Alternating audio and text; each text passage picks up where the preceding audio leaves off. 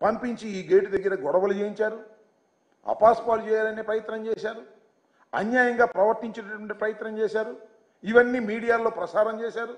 ప్రసారం చేసి జగన్మోహన్ రెడ్డి గారిని పలుచన చేయాలనేటువంటి ఒక ప్రయత్నాన్ని చేస్తున్నారు. మీరు చూసే ఉంటారు జగన్మోహన్ రెడ్డి గారి ఈ ఓటమి పాలైన తర్వాత ఇప్పుడు ప్రజెంట్ స్పీకర్ గారి దగ్గర ఒక ఆయన మాట్లాడుతూ ఉన్నాడు, జగన్మోహన్ రెడ్డి గారు ఓడిపోయాడు కానీ చచ్చిపోలేదు, చచ్చిపోతే తప్ప ఈ పార్టీ ఆ పార్టీ నాశనం కాదు అనేటువంటి మాట మాట్లాడిన తర్వాత మళ్ళా మీరు సెక్యూరిటీని తగ్గించేటటువంటి ప్రయత్నం చేస్తున్న తర్వాత ఆయన భద్రతను గాలికి వదిలేసి ఏదో ఒక విధంగా ఆయనకి ప్రమాదంలోకి నెట్టివేయాలనేటువంటి ప్రయత్నం మీరు చేస్తున్నట్టుగా చాలా స్పష్టంగా అర్థమవుతున్నటువంటి అంశమని ఈ సందర్భంగా నేను చెప్పదలుచుకున్నాను. దానికోసమే మేము న్యాయస్థానాన్ని ఆశ్రయించవలసినటువంటి అవసరం వచ్చిందని కూడా ఈ సందర్భంగా నేను చెప్తున్నాను. దాంతోపాటుగా హోంమంత్రి గారి పక్కన అట పెట్టండి,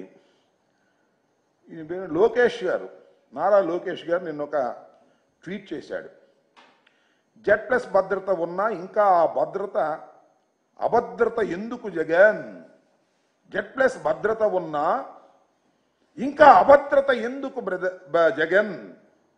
దాని ఏమంటే ఇప్పుడు జగన్కున్న భద్రత ఎంత అంటే Z+ భద్రత 58 మందితో సెక్యూరిటీ, 2 ఎస్కాట్ బృందాలు, 10 మంది సాయుధ గార్డులతో భద్రత, కాన్వాయ్లో 2 అత్యాధునిక ల్యాండ్ క్రూయిజులు, బుల్లెట్ ప్రూఫ్లు. చూడండి, ఆయన నిన్న ట్వీట్ చేశాడు. నేను అడుగుతా ఉన్నా, చంద్రబాబు నాయుడు గారు కుమారులు మీరు, మంత్రివర్గంలో సభ్యులు మీరు, ఎందుకని ఇన్ని పచ్చి అబద్ధాలు ఆడతారు? ఇది ధర్మమేనా?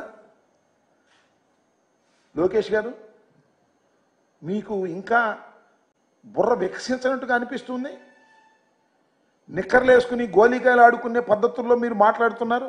ల్యాండ్ క్రూయిజులు ఉన్నాయా? చూపించాయా బాబు, నాకు తెలియకూడదు. లోకేష్ గారు, నారా లోకేష్ గారు, ఎడ్యుకేషన్ మినిస్టర్ గారు, జగన్మోహన్ రెడ్డి గారి కాన్వాయ్లో ల్యాండ్ క్రూయిజులు ఉన్నాయి అని మాట్లాడుతున్నాడు. ల్యాండ్ క్రూయిజులు ఉన్నాయంట. మా ఎక్కడ కనపడలేదు, నిన్న మొన్న తిరిగాం. ల్యాండ్ క్రూయిజులు ప్రభుత్వం సప్లై చేసిందా? బుల్లెట్ ప్రూఫ్ కార్లు, కార్లు ఏంది? బుల్లెట్ ప్రూఫ్ కార్లు ఎన్ని ఉన్నాయబ్బా? బుల్లెట్ ప్రూఫ్ కార్లు అంటే బహువచనం వాడావు కదా. ఒక్క బుల్లెట్ ప్రూఫ్ కారు ఇచ్చారు, అది కూడా లోపభూయిష్టమైనటువంటి కారు. షెడ్లో ఉండి బాగు చేయకోకుండా పంపించారు. మొదటి రోజున ఆయనతో పాటు నేను కూడా ప్రయాణం చేశాను. వినుకొండ వెళ్ళేటప్పుడు ఇక్కడే ఇంటి దగ్గర ఆ బుల్లెట్ ప్రూఫ్ కారు ఎక్కాం, సఫారీ. ఖచ్చితంగా టోల్ గేట్ యువతలే అనుకుంటా, అవతల గుర్తులేదు.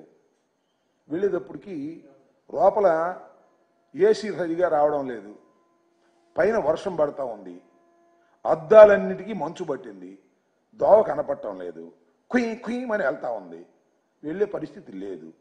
దిగి ప్రైవేటు వాహనంలో వెళ్ళవలసినటువంటి పరిస్థితి ఏర్పడింది. అక్కడ దాకా ఎందుకబ్బా? ఇవాళ కోర్టులు ఏమన్నారు? మీ న్యాయవాదే ప్రభుత్వం తరపు